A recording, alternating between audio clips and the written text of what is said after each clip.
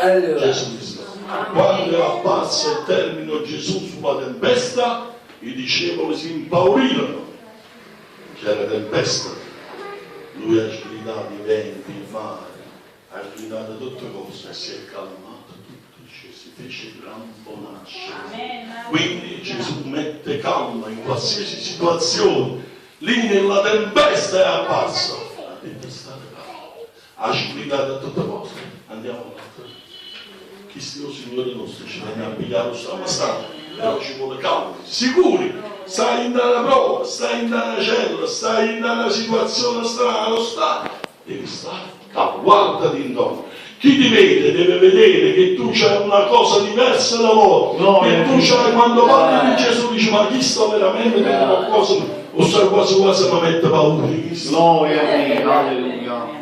Tu diventerai come quell'ippopotamo che nessuno ti può attacchi faccia, ti può forare il naso per dire tu fai quello che dico io. Questa è la foratura del naso, per dire si umili da pista lì. Dici no, non è possibile fare all'ippopotamo questo, a maggior ragione non è possibile fare a un uomo dove la sua vita è posseduta da Gesù Cristo. Amen. Alleluia. Il Dio ci vede. Amen. Gloria a Gesù. Andiamo un canto e poi c'è 51. Alleluia. 51.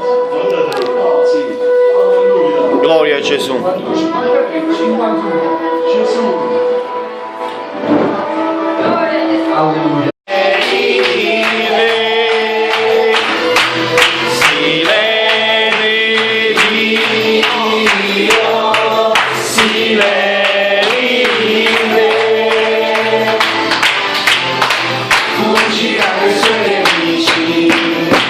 Gioia del Cristo, si dà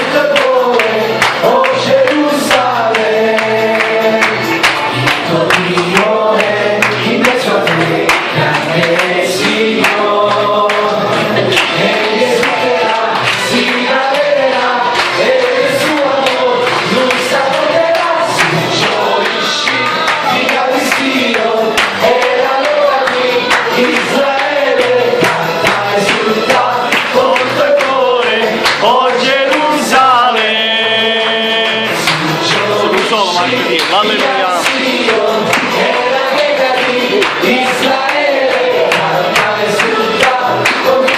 Gesù, alleluia.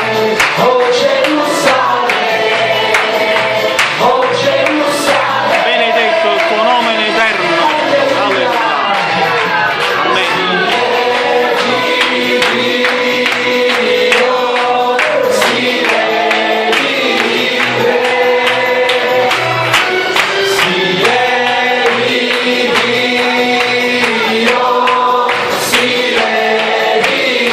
Gloria al tuo nome.